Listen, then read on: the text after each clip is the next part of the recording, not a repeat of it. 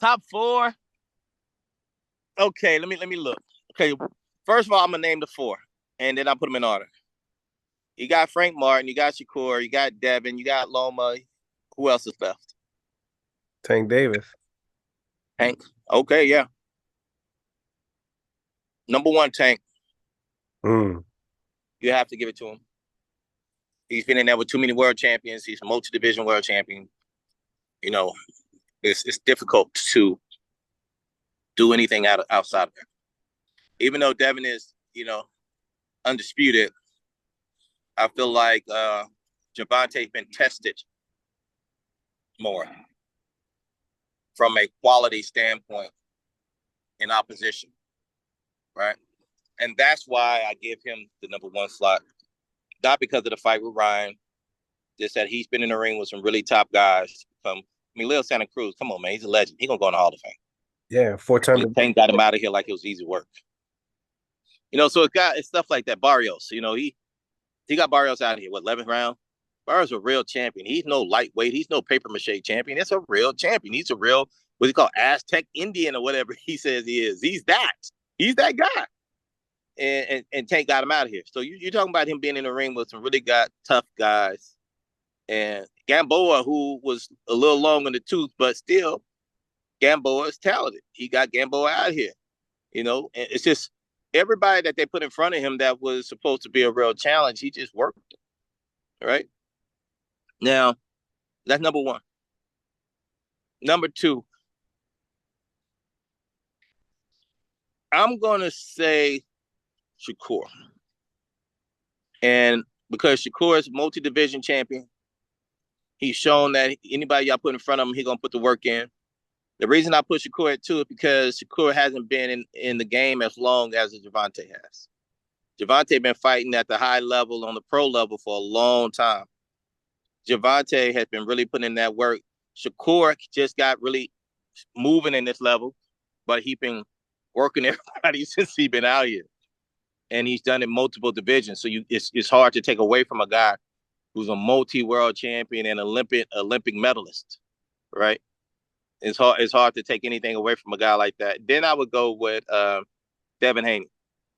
Undisputed. He has the belts. He's defended his belts. He's fought guys like, Jorge Linares, George Linares, however you want to say it.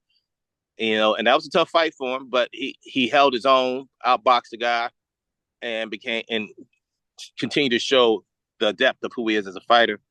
But I think also he has limited exposure to high-level fighters in the ring. Not necessarily sparring, but in the ring. And that's a lot of that's politics, not because it's choice. All right? And then you got to go with Loma. You got to go with Loma. Loma's number 4. He may not have a belt, but the guy is amazing, has always been amazing as a boxer, amazing IQ, wonderful angles, can punch any kind of way he wants to punch. Timing is ridiculous. I put Loma. And Frank Martin would be 5. If I got to put Frank Martin in there, he'll have to be the last one because he still hasn't proven himself yet. He still hasn't been in the ring with no real dogs yet. Do I think he's good? I think he's really good. But he hasn't proven that to the world yet. When he gets this opportunity, he will, though. When he gets this opportunity and they get in front of him, he'll prove how good he really is. Right? But he just has not had that opportunity up to this point. But he will. He's paying his dues, and, you deal with what people have to say. He's paying his dues, and when the opportunity comes around, he'll show again why he thinks and half the world thinks he is as good as he is. Right. If I had to go in order. I can't believe you put me on the spot like that, man. Come on, man. But it's okay. I can do it now. I don't have nobody at 35, so it's okay. Right.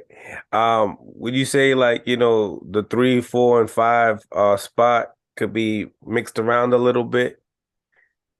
You mean stylistically? Meaning style makes fights? Yeah, styles make fights, so it's like in any given day, any one of those guys could obviously you could do that with all 5 of them. Absolutely.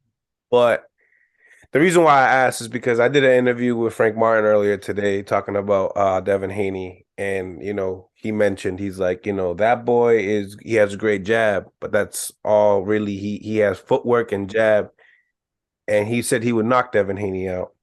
Um, and the reason why I say, if you could toss those around, because he says that he hasn't been able to show his whole arsenal yet, and I he's agree. also an athlete as I well. agree with that too. He hasn't even need to been able to bring out those athletic abilities that you know about. You know what I'm saying? And you're a coach, so it's like I I ask see it. coaches, I ask coaches not off of like what the world has seen. I actually ask them like, what do you see in your eye? You know? Everything he said, he is an athlete, very athletic. He has speed and power. Um, he has an eye. I do feel like there's a lot more in the tank for him in regards to his arsenal. I do feel like he hasn't had a chance to really show it all. But the only way you get to show it all is if you get an opportunity to be in a ring with other guys that make you level up your skill set, you know? And that's where, and the thing is, even though you can spar with guys, it's totally different than having that headgear off in that ring and you have to be able to sharpen it up, So I agree. I think that he gets some more opportunities. He'll be able to prove to the world how good he really is. Me making Frank Martin number 5 had nothing to do with his overall ability, but more so the opportunities in which he's had up to this point. I'm a fan of him. I think he's a great fighter. Right, right. I can say that I don't have everybody at 35, but yeah, I'm a fan of him. I'm a fan of all those guys. Every last guy I just spoke of, I'm a fan of them. I think they're great fighters. Every last one.